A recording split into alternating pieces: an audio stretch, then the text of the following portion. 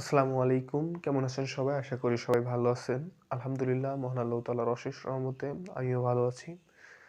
তো আজকে আপনাদের যে অধ্যায় নিয়ে আলোচনা করব সেটা হচ্ছে ম্যাথমেটিক্স 2 এর সবচেয়ে গুরুত্বপূর্ণ অধ্যায়, নবম অধ্যায় ফাংশনগুলোর অন্তরীকরণ।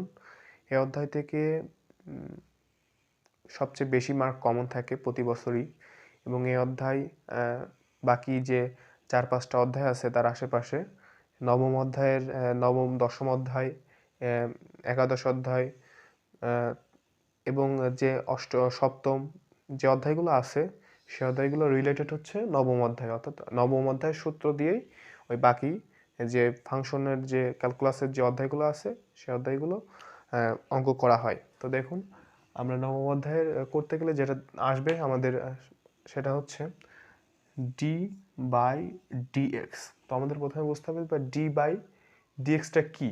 এটা হচ্ছে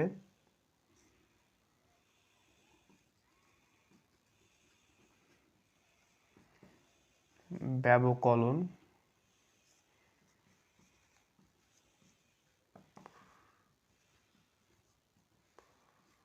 ডেরিভেটিভ অন্তরীকরণ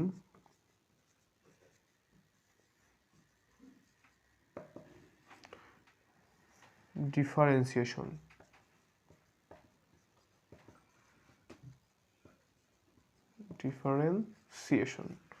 অর্থাৎ ডিডিএক্সটা হচ্ছে, এটাকে ব্যবকলনও বলে, ডেরিভেটিভও বলে, অন্তরীকরণও বলে, ডিফারেন্সিয়েশনও বলে। অর্থাৎ ডিডিএক্সটা মানে এই চারটা নামে নামকরণ করা হয়। চারটা জিনিস একই, ডিডিএক্সটা একই। এখন আমরা সরাসরি সূত্রে চলে যাব। সূত্রের যে প্রতিপাদন আছে এখানে, যে প্রধান প্রধান যে সূত্রগুলো লাগবে এই অধ্যায় করতে, এই অধ্যায়ের ম্যাথগুলো সমাধান করতে, সেই সূত্রগুলো আমরা সূত্র সম্পর্কে এখন আলোচনা করব।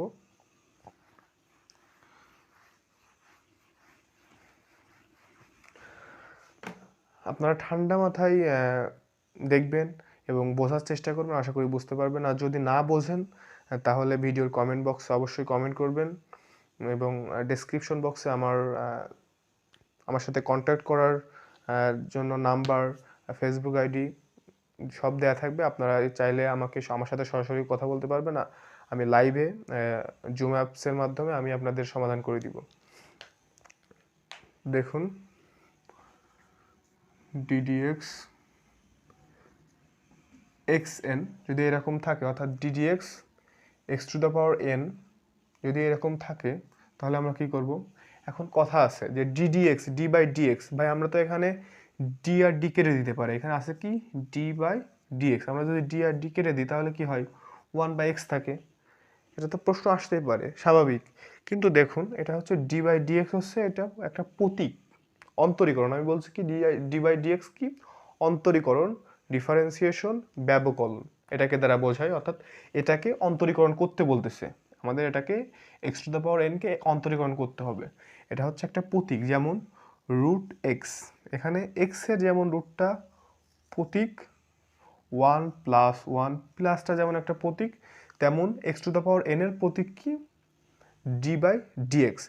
সো এটা কাটা যায় না।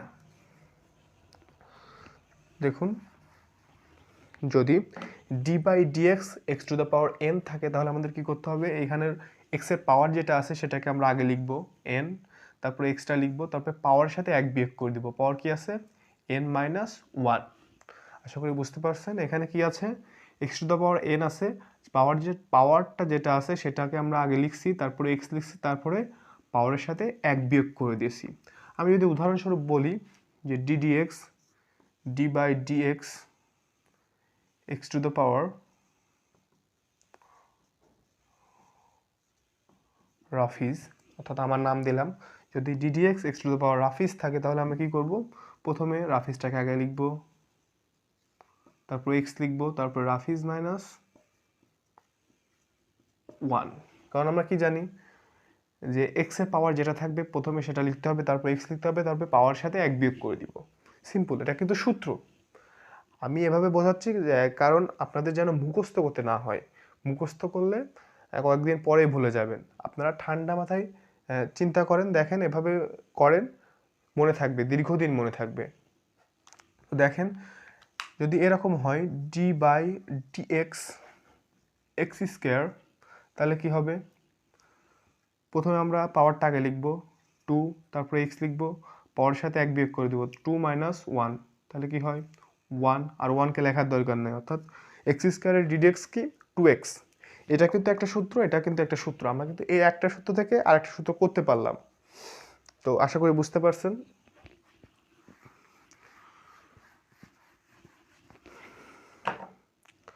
যদি ডি বাই ডিএক্স এক্স থাকে তাহলে কি হয়? আমাদের এইটারও প্রতিপাদন আছে, এটাও প্রতিপাদন করতে পারবো, কিন্তু আমাদের এত বড় প্রতিপাদন করার দরকার নেই। আমাদের যেটা দরকার সে ততটুকু আমরা করব, অতিরিক্ত প্রেশার নেওয়ার দরকার নেই। আমি এটা বলে থাকি যে অতিরিক্ত প্রেশার নেওয়া দরকার নেই। আপনার যতটুকু দরকার ঠিক ততটুকুই নেবেন। আপনি হিউজ সূত্র মুখস্থ করে তারপরে অধ্যায় শুরু করবেন, এটা করার দরকার নেই। আপনার যেখানে যেটা সূত্র দরকার সেখানে সেই সূত্র আমরা পড়ে নিব, এবং অধ্যায় শুরু করতে আমাদের যে প্রধান সূত্রগুলো দরকার সেই সূত্রগুলো আমরা আগে আগে পড়ে নিব। কিন্তু আমাদের যে অধ্যায়ের যে 36টা সূত্র আছে সেই 36টা সূত্র আগে মুখস্থ করে নিয়ে তারপরে অধ্যায় শুরু করব, আমি এটার পক্ষপাতী না। দেখুন, যদি ডিডিএক্স এক্স থাকে তাহলে আমাদের এটা কি হবে 1 হবে। যদি D by d x root x থাকে তাহলে কি হবে? এটা 1/2 রুট এক্স হবে। এটাও একটা সূত্র, এটাও একটা সূত্র। তো যেখানে দেখুন, যেখানে আমাদের এক্স এর ডিডিএক্স করতে বলবে আমরা সরাসরি 1 বসাই দিব। যদি যেখানে আমাদের রুট এক্স এর ডিডিএক্স করতে বলবে সেখানে আমরা কি লিখবো 1/2 রুট এক্স। যদি এরকম থাকে d by d x e to the power a x, যদি এইরকম থাকে তাহলে আমরা কি করব?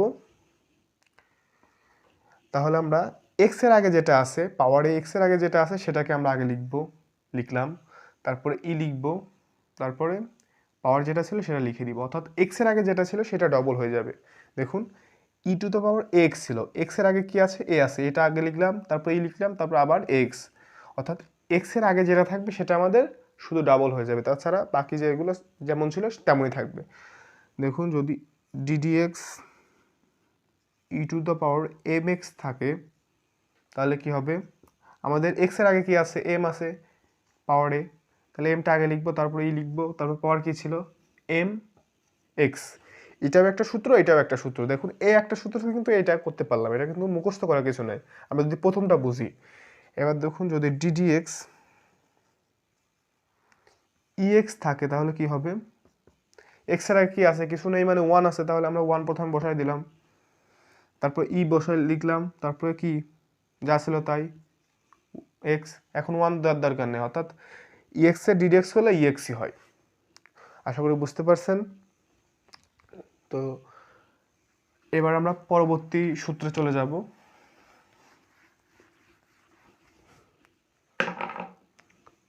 যদি ডি ডিএক্স লগ এক্স থাকে তাহলে কি হবে? এই লগের জন্য একটা 1 হবে, 1 এবং ডিভাইডেড চিহ্ন হবে, এবং এই লগের সাথে যা থাকবে সেটা নিচে বসে যাবে।